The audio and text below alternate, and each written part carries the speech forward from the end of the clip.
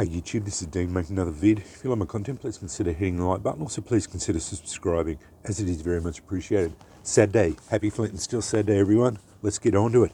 Going to do this one today. FusionGear Classic C-type. This one I didn't spark as well as I liked when I first got it, so I did put it back in the forge and re-quenched it. But it now sparks very well. If you've been watching my channel, yesterday I did a video on my budget strikers, which this one is one of them.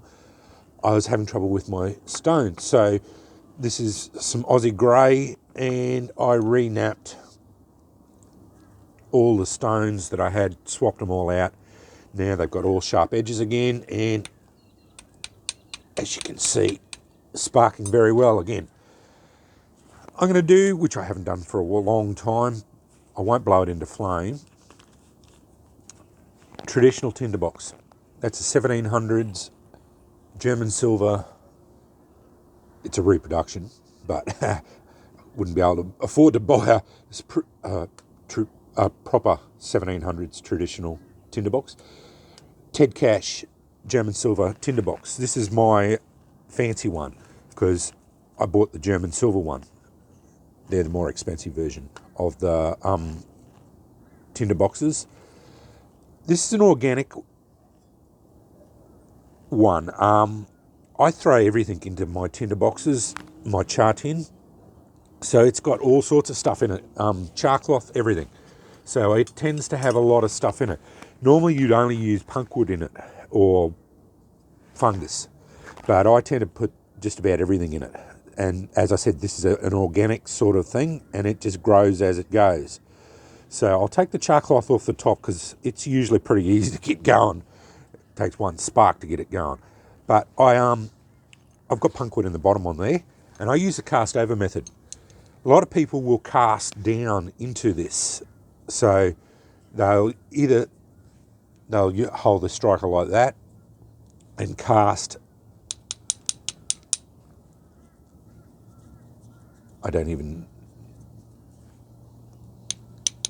I'll cast like that down into the tin. You tend to spill it, or they'll strike down into the tin like this, which again you tend to spill your tin. I use a cast over method, which is I found NW Primitive, I think he was. I'm sorry, I forgot his name. Anyway, he's a YouTuber, and he showed me a cast over method, which is, I should have picked a better looking rock, but it just cast over the top like that, and it directs sparks into it, and one will catch eventually. There we go, I've got several catching. I use my ember tongs. Oh no.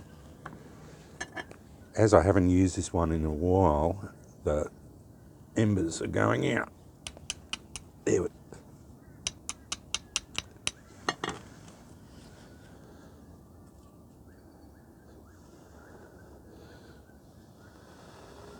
Punkwood's going. Now, normally you would just get your tinder straight onto there and blow it into flame, or you can just pull that out and put it into your tinder bundle. Either way works, but as I'm not blowing that into flame, I'll just put that out. It's a matter of, and that goes out. FusionGear C-type. It's a nice striker, just didn't spark as well as I liked when I first got it. On Aussie grey, traditional Ted Cash German silver tinderbox, using the cast over method that I learned from a fellow YouTuber. Really good at flint and steel. Yeah, he fantastic. Does it out in the jungle. So yeah, pretty hard to do in the jungle because it's always out wet.